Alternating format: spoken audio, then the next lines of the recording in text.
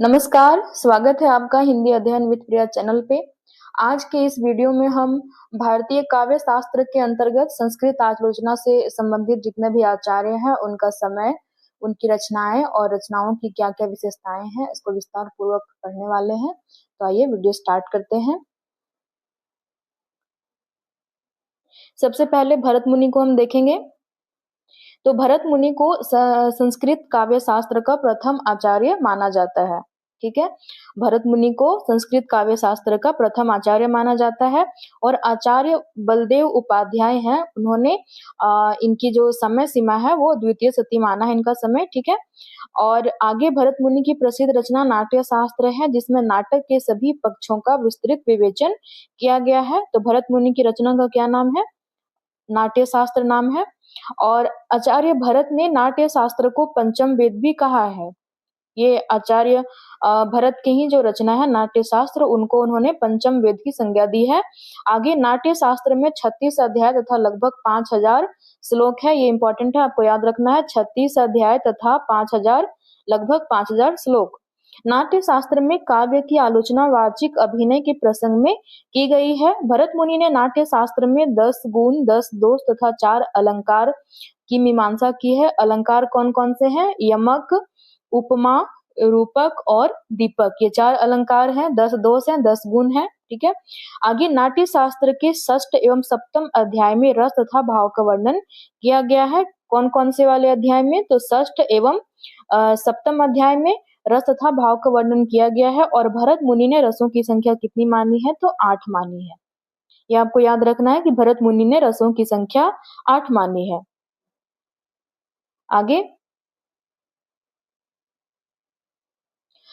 आगे भामा है। तो भामा को अलंकार संप्रदाय के प्रवर्तक के रूप में जाना जाता है और आचार्य बलदेव हैं, उन्होंने भामा का समय जो है वो षष्ठ शती का पूर्वार्ध निश्चित किया है, यानी कि 6ठी शताब्दी। भामा कश्मीर के निवासी थे और इनके पिता का नाम रकरील गोमी था। ये आपको याद रखना है कि कहाँ के निवासी थे, तो कश्मीर के निवासी थे। सर्वप्रथम भामा ने ही अलंकार को नाट्य शास्त्र की परतंत्रता से मुक्त कर एक स्वतंत्र शास्त्र या संप्रदाय के रूप में प्रस्तुत किया था। तो भामा ही क्या है? वो अलंकार संप्रदाय के प्रवर्तक हैं। आगे भामा ने काव्य अलंकार नामक ग्रंथ की रचना की है। रचना का नाम क्या है? काव्य अलंकार है और जो 6 परिच्छेदों में विभक्त है। कितने परिच्छेद हैं इसमें? 6 परिच्छेद हैं। भामा के काव्य अलंकार में परिच्छेदानुसार निरूपित विषयों की तालिका आगे दी गई है, उसको हम देखेंगे। तो आगे क्या है कि 6 परिच्छेद हैं काव्य अलंकार में। तो काव्य अलंकार में 6 परिच्छेद, यहाँ पे देखिए उनका विषय क्या दिया हुआ है। प्रथम में काव्य के साधन, लक्षण तथा भेदों का निरूपण है। द्वितीय तृतीय में अलंकार निरूपण है। चतुर्थ में 10 दोष निरूपण है। पंचम में न्याय विरोधी दोष निरूपण है और षष्ठ में यानी कि 6ठे परिच्छेद में क्या है? शब्द शुद्धि निरूपण है। आगे भामा के प्रमुख काव्य सिद्धांत दिए गए हैं जिसमें शब्द तथा अर्थ दोनों का काव्य होना, ऐसा उन्होंने माना है। शब्दार्थो सहितो काव्यम, यानी कि शब्द और अर्थ दोनों का काव्य होना सम्मिलित रूप से। आगे भरत मुनि द्वारा वर्णित 10 गुणों के स्थान पर 3 गुण इन्होंने माने हैं। कौन कौन से? माधुर्य, ओज और प्रसाद गुण। भरत मुनि ने गुणों की संख्या 10 मानी थी, उनके स्थान पर इन्होंने 3 गुणों की चर्चा की है, माधुर्य, ओज तथा प्रसाद।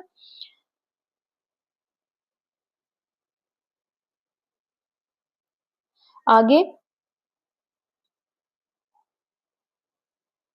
वक्रोक्ति को सभी अलंकारों का प्राण माना है इन्होंने और 10 विध काव्य दोषों का विवेचन इन्होंने किया है। रीति को न मानकर काव्य गुणों की विवेचना की है इन्होंने। तो ये देखना है आपको, इम्पोर्टेंट है कि ये रीति को नहीं मान रहे हैं, रीति विरोधी हो गए एक तरह से।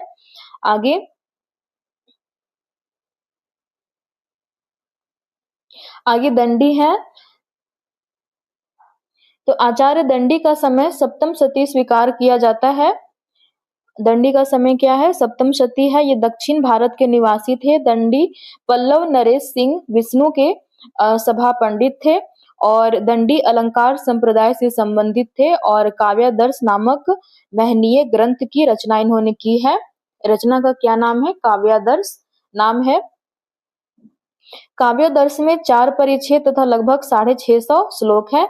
काव्यादर्श 4 परिच्छेद लगभग 650 श्लोक। दंडी प्रथम आचार्य थे जिन्होंने वैदर्भी तथा गौड़ी रीति के पारस्परिक अंतर को स्पष्ट किया तथा इसका संबंध गुण से स्थापित किया। तो इन्होंने वैदर्भी तथा गौड़ी रीति के बीच अंतर को स्पष्ट किया और इसका संबंध गुण से स्थापित किया कि इसका संबंध क्या है, गुण से है। दंडी के काव्यादर्श में परिच्छेदानुसार निरूपित विषयों की तालिका यहाँ पे दी गई है। कितने परिच्छेद हैं? कुल 4 परिच्छेद हैं। और विषय निरूपण क्या क्या है? तो प्रथम में काव्य लक्षण, भेद, रीति तथा गुण का विवेचन है। द्वितीय में अर्थालंकार निरूपण है। तृतीय में शब्दालंकार निरूपण है, विशेषता यमक का। और चतुर्थ में क्या है? 10 विध काव्य दोषों का विवेचन है। पहले में क्या है? काव्य लक्षण, भेद, रीति तथा गुण का विवेचन। द्वितीय में अर्थालंकार निरूपण, तृतीय में शब्दालंकार निरूपण और चतुर्थ में 10 विध काव्य दोषों का विवेचन। और आचार्य बलदेव उपाध्याय हैं, दंडी को रीति संप्रदाय का मार्गदर्शक मानते हैं। मार्गदर्शक मानते हैं, रीति संप्रदाय का, प्रवर्तक नहीं। प्रवर्तक आगे हम देखेंगे। रीति संप्रदाय के मार्गदर्शक है कौन है? दंडी है। आगे चलेंगे। आगे वामन है। वामन रीति संप्रदाय के प्रवर्तक आचार्य हैं।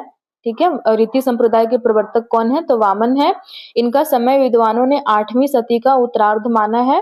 तो वामन का समय क्या है? 8वीं सदी है। वामन कश्मीर नरेश जयापीड़ के मंत्री थे। आचार्य वामन ने काव्यालंकार सूत्र नामक ग्रंथ की रचना सूत्रों में की तथा स्वयं ही इन सूत्रों पर वृत्ति भी लिखी है। वामन की रचना का क्या नाम है? तो काव्यालंकार सूत्र। काव्यालंकार सूत्र में सूत्रों की संख्या 319 है और 5 परिच्छेदों में ये ग्रंथ जो है वो विभक्त है। कितना है? 5 परिच्छेद और सूत्रों की संख्या क्या है? 319 है। वामन के प्रमुख काव्य सिद्धांत यहाँ पे दिए गए हैं। रीति को काव्य की आत्मा माना, रीतिरात्मा काव्यस्य। आगे गुण तथा अलंकार का परस्पर विभेद तथा गुण को अलंकार की अपेक्षा अधिक महत्व देना, मतलब अलंकार की अपेक्षा गुण को इन्होंने अधिक महत्व दिया और गुण तथा अलंकार के बीच में इन्होंने भेद को भी स्पष्ट किए। वैदर्भी, गौड़ी तथा पांचाली इन तीनों रीतियों की कल्पना इन्होंने की है वामन ने।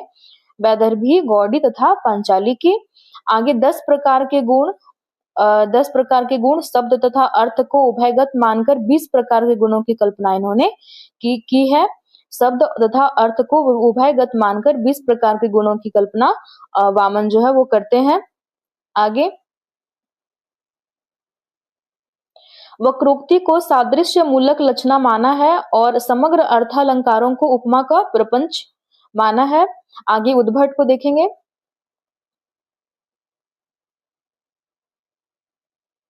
उद्भट अलंकार से संबंधित आचार्य थे। इनका समय 8वीं शती का उत्तरार्ध माना जाता है। तो ये अलंकार से संबंधित आचार्य हैं और इनका जो समय है वो 8वीं शती का उत्तरार्ध यानी कि 8वीं शती मान के चलिए, 8वीं शती माना जाता है। आचार्य बलदेव उपाध्याय ने इन्हें कश्मीर के राजा जयापीड़ का सभा पंडित माना है। और आचार्य उद्भट ने काव्यालंकार सार संग्रह नामक ग्रंथ में अलंकारों का आलोचनात्मक एवं वैज्ञानिक ढंग पर विवेचन किया है। रचना का क्या नाम है? काव्यालंकार सार संग्रह नाम है और इस ग्रंथ में अलंकारों का आलोचनात्मक एवं वैज्ञानिक ढंग पर विवेचन किया है उद्भट ने। उद्भट के जो विशिष्ट सिद्धांत हैं वो है अर्थ भेद से शब्द भेद तक की कल्पना और श्लेष को सभी अलंकारों में सर्वश्रेष्ठ मानते हुए श्लेष के 2 प्रकार किए हैं, शब्द श्लेष तथा अर्थ श्लेष की कल्पना तथा दोनों को अर्थालंकारों में ही परिगणित किया है इन्होंने। तो श्लेष को सबसे पहले सभी अलंकारों में इन्होंने श्रेष्ठ माना और श्लेष के 2 भेद किए, शब्द श्लेष और अर्थ श्लेष, और दोनों को अर्थालंकारों में ही इन्होंने गिना है। आगे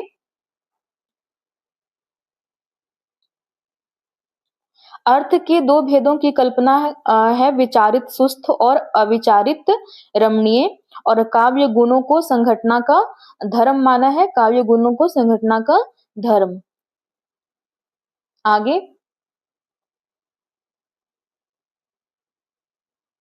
आगे रुद्रट है। तो रुद्रट जो है वो कश्मीर के निवासी थे और इनका समय 9वीं शती का पूर्वार्ध स्वीकार किया जाता है। रुद्रट का समय क्या है? 9वीं शती है और कहाँ के निवासी थे? कश्मीर के।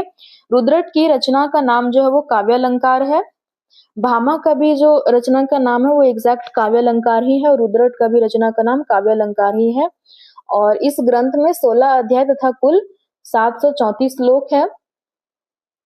16 अध्याय तथा कुल 734 श्लोक।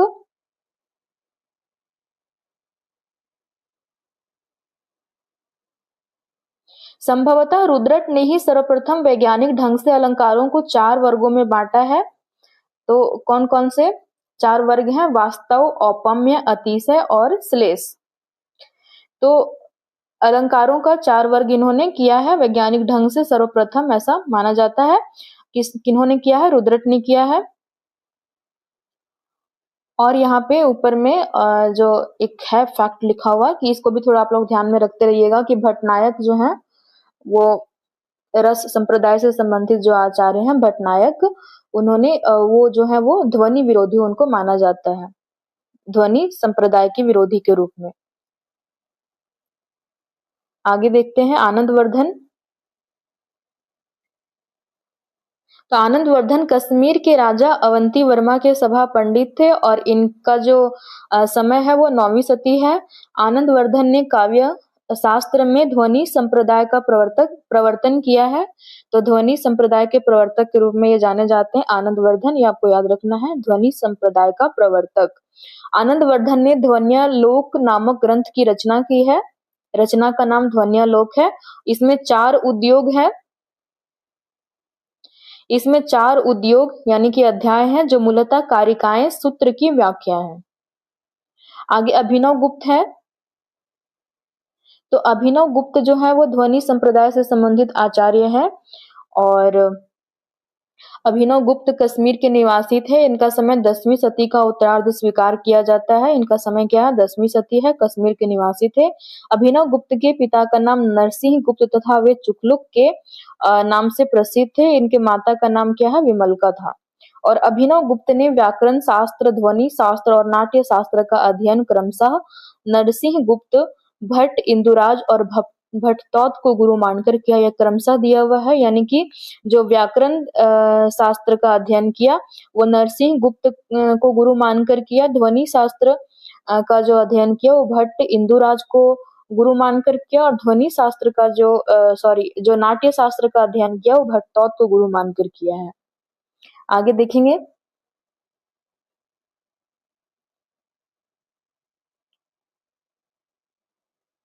तो अभिनव गुप्त जो है वो कुछ ग्रंथों पे अपना टीका जो लिखे थे वो यहाँ पे दिया हुआ है, जिसमें देखेंगे कि टीका इनका जो है उनका नाम है अभिनव भारती लोचन और काव्य कौतुभ विवरण। तो ये टीका किस पे इन्होंने लिखा है? तो नाट्य शास्त्र पे लिखा है। नाट्य शास्त्र पे अभिनव भारती और ध्वन्यालोक पे लोचन और काव्य कौतुभ पे काव्य कौतुभ विवरण। नाट्य शास्त्र किनकी रचना है? हम पीछे पढ़ के आए, भरत मुनि की। और ध्वन्यालोक आनंदवर्धन की रचना है। काव्य कौतुभ भट्टतौत की रचना है। ये आपको याद रखना है, भट्टतौत की रचना काव्य कौतुभ। इस पे इन्होंने टीका लिखा काव्य कौतुभ विवरण के नाम से। आगे अभिनव गुप्त ने तंत्रालोक नामक श्रेष्ठ दार्शनिक कृति की रचना की है। क्या नाम है? तंत्रालोक नाम है और ये दार्शनिक कृति है और यह ग्रंथ रत्न तंत्र शास्त्र का विश्वकोश माना जाता है। ये बहुत इंपॉर्टेंट है कि रत्न तंत्र शास्त्र का विश्वकोश माना जाता है तंत्रालोक को। तंत्रालोक किसकी रचना है? तो अभिनव गुप्त की रचना है। आगे चलेंगे। तो कुंतक जो है वो ध्वनि विरोधी आचार्य के रूप में जाने जाते हैं और कुंतक कश्मीर के निवासी थे। इन्होंने वक्रोक्ति संप्रदाय का इनको जो है वो वक्रोक्ति संप्रदाय का प्रवर्तक माना जाता है और कुंतक का समय क्या है? 10वीं सदी है। आगे कुंतक की प्रसिद्ध कृति है वक्रोक्ति जीवितम, 4 उन्मेषों में विभक्त है और कारिका एवं वृत्ति से संबलित यह ग्रंथ है। तो रचना का क्या नाम है? वक्रोक्ति जीवित नाम है, वक्रोक्ति जीवितम के नाम से भी जानते हैं। 4 उन्मेषों में ये विभक्त है और इसमें कारिका एवं वृत्ति से संबलित ये ग्रंथ है। आगे धनंजय है। तो धनंजय जो है वो ध्वनि विरोधी आचार्य हैं और धनंजय धारा नरेश मुंजराज के सभा पंडित थे। इनका समय 10वीं सदी का उत्तरार्ध स्वीकार किया जाता है, ये इंपॉर्टेंट है। धनंजय का जो समय है वो क्या है, 10वीं सदी है, क्योंकि समय जो है वो इन आचार्यों का इम्पोर्टेंट हो जाता है, क्योंकि एग्जाम में जो है वो क्रम से लगाने के लिए आ जाता है, मिलान करने के लिए आ जाता है किनका समय कब है। तो आपको अच्छे से ध्यान रखना है कि इन आचार्यों का समय मतलब कितना माना गया है, कौन सा समय इनका है। तो आगे धनंजय ध्वनि विरोधी आचार्य थे तथा 10 रूपक नामक ग्रंथ की रचना इन्होंने की थी। रचना का नाम क्या है, 10 रूपक है। धनंजय कृत 10 रूपक में 4 प्रकाश तथा लगभग 300 कारिकाएं हैं। ये भी आपको ध्यान रखना है कि 10 रूपक में 4 प्रकाश तथा लगभग 300 कारिकाएं हैं। इसी तरह देखेंगे कि अध्यायों का नाम जो वो अलग अलग तरह से दिया गया है, किसी में उद्योग है, किसी में उल्लास है, किसी में प्रकाश है। तो ये चीज भी आपको ध्यान रखना है, ये सवाल इससे भी बनते हैं। धनंजय के भ्राता धनिक ने 10 रूपक की टीका लिखी है अवलोक नाम से। तो कौन थे, धनंजय के भाई थे धनिक, उन्होंने जो 10 रूपक रचना है धनंजय की उस पर टीका लिखी है, किस नाम से, अवलोक नाम से लिखी है। आगे महिम भट्ट है। महिम भट्ट कश्मीर के निवासी थे। इनके पिता का नाम श्री धैर्य तथा गुरु का नाम श्यामल था। और महिम भट्ट का समय जो है वो ये इंपॉर्टेंट है, 11वीं सदी का मध्य भाग स्वीकार किया जाता है। महिम भट्ट का समय क्या है, 11वीं सदी है। महिम भट्ट ने ध्वनि मत के खंडन के लिए व्यक्ति विवेक नामक प्रौढ़ ग्रंथ की रचना की है। क्या है, रचना का नाम व्यक्ति विवेक है। और इन्होंने ध्वनि मत के खंडन के लिए इसकी रचना की थी। और व्यक्ति विवेक जो है वो 3 विमर्शों या अध्यायों में विभक्त है। आप इसको इस तरह याद रख सकते हैं कि 3 व्यक्ति हैं, वो क्या कर रहे हैं, आपस में विचार विमर्श कर रहे हैं। व्यक्ति विवेक यानी कि 3 व्यक्ति हैं, तो 3 से आपको 3 विमर्श याद आएगा। व्यक्ति से व्यक्ति विवेक, और विमर्श से क्या, जो अध्याय का नाम इन्होंने विमर्श रखा है। इस तरह करके आप इसको याद रख सकते हैं। आगे चलेंगे, भोजराज।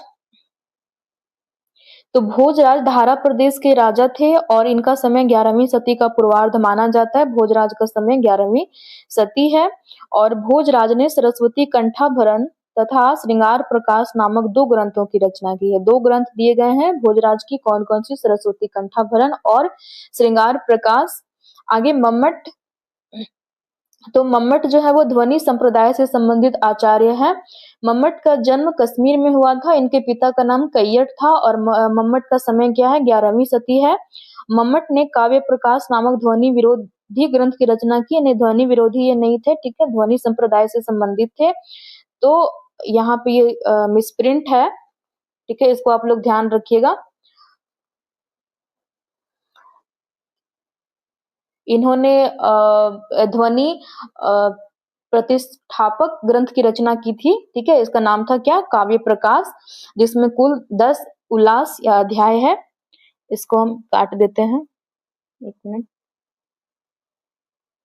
नहीं तो कंफ्यूजन होता रहेगा। तो अब ध्यान रखिएगा, ये मिसप्रिंट है। ध्वनि संप्रदाय से संबंधित मम्मट जो है वो आचार्य हैं। आगे आगे क्षेमेंद्र हैं। क्षेमेंद्र कश्मीर निवासी थे और इनका समय 11वीं सदी है। और पिता का नाम क्या था, प्रकाशेंद्र था। क्षेमेंद्र को औचित्य संप्रदाय का प्रवर्तक माना जाता है। औचित्य संप्रदाय के प्रवर्तक के रूप में हमेशा सवाल बनता है, ये बहुत इंपॉर्टेंट है कि औचित्य संप्रदाय के प्रवर्तक कौन है। तो क्षेमेंद्र हैं। क्षेमेंद्र के शिक्षा गुरु का नाम अभिनव गुप्त था। ये भी ध्यान रखिएगा कि गुरु का नाम अभिनव गुप्त था। क्षेमेंद्र ने निम्नलिखित ग्रंथों की रचना की है, जिसमें कौन कौन सा है, कवि कंठाभरण, औचित्य विचार चर्चा, सुब्रत तिलक, दशावतार चरित। तो इसमें औचित्य विचार चर्चा जो इनका है, ये औचित्य संप्रदाय के प्रवर्तक हैं क्षेमेंद्र।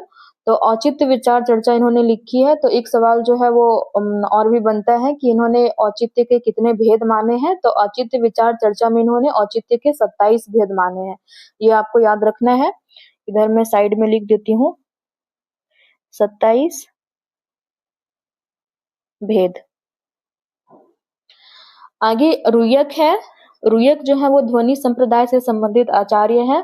ये कश्मीर के निवासी रुयक के पिता का नाम राजानक तिलक था और राजानक तिलक ने उद्भट के ग्रंथ पर उद्भट विवेक नाम से टीका लिखी। इंपॉर्टेंट है कि रुयक के पिता थे राजानक तिलक। इन्होंने जो उद्भट के ग्रंथ है, उद्भट का ग्रंथ का नाम क्या था, एक मिनट।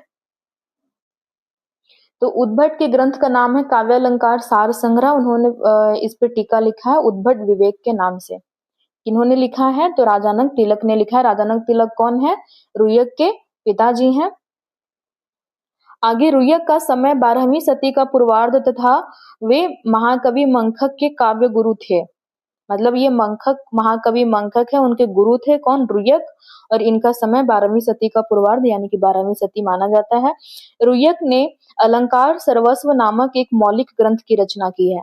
तो ये आपको याद रखना है, रुयक की रचना का क्या नाम है, अलंकार सर्वस्व है, और ये क्या है, मौलिक ग्रंथ है। आगे शोभाकार मित्र हैं, तो शोभाकार मित्र का समय 12वीं सदी का उत्तरार्ध यानी कि 12वीं सदी माना जाता है। ये कश्मीर निवासी त्रयीश्वर मित्र के पुत्र थे। इनके पिता का नाम क्या है, त्रयीश्वर मित्र, और कहाँ के निवासी हैं, तो कश्मीर के निवासी हैं। इन्होंने जो रचना की है उसका नाम है अलंकार रत्नाकर। शोभाकार मित्र की रचना का क्या नाम है, अलंकार रत्नाकर। आगे हेमचंद्र है, तो हेमचंद्र गुजरात के राजा कुमार पाल के गुरु थे तथा काव्यानुशासन नामक ग्रंथ का प्रणयन इन्होंने किया था। हेमचंद्र की रचना का नाम है काव्यानुशासन। हेमचंद्र के दो शिष्य थे, रामचंद्र और गुणचंद्र ने सम्मिलित रूप से नाट्य दर्पण नामक ग्रंथ की रचना की थी। तो नाट्य दर्पण पूछा जाता है किनकी रचना है, याद रखिएगा। हेमचंद्र के दो शिष्य थे, रामचंद्र और गुणचंद्र। इन्होंने सम्मिलित रूप से नाट्य दर्पण नामक ग्रंथ की रचना की थी। रामचंद्र को प्रबंध शतकर्ता की उपाधि से भी मंडित किया गया है इनको, ठीक है। आगे शारदा तनय है,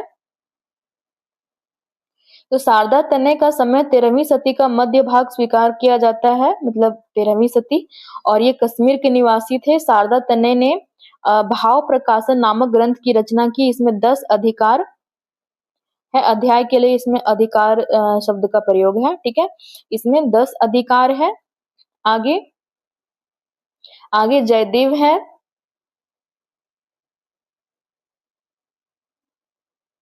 तो जयदेव मिथिला के निवासी थे और इनका समय 13वीं सदी का उत्तरार्ध स्वीकार किया जाता है। तो जयदेव के बारे में आपको ये भी याद रखना है कि ये मिथिला के निवासी थे और इनका समय क्या है, 13वीं सदी है। जयदेव साहित्य के क्षेत्र में पीयूष वर्ष तथा न्याय के क्षेत्र में पक्षधर उपाधि से प्रख्यात थे। साहित्य के क्षेत्र में पीयूष वर्ष और न्याय के क्षेत्र में पक्षधर। जयदेव ने चंद्रालोक नामक अलंकार शास्त्र की रचना की है। रचना का नाम चंद्रालोक है और इसमें 10 मयूखों तथा 35 अनुष्टुप श्लोकों में रचना की है इन्होंने। अलंकार शास्त्र जो चंद्रालोक नामक अलंकार शास्त्र की रचना इन्होंने की है वो 10 मयूखों तथा 35 अनुष्टुप श्लोकों में की है। आगे विश्वनाथ कविराज हैं,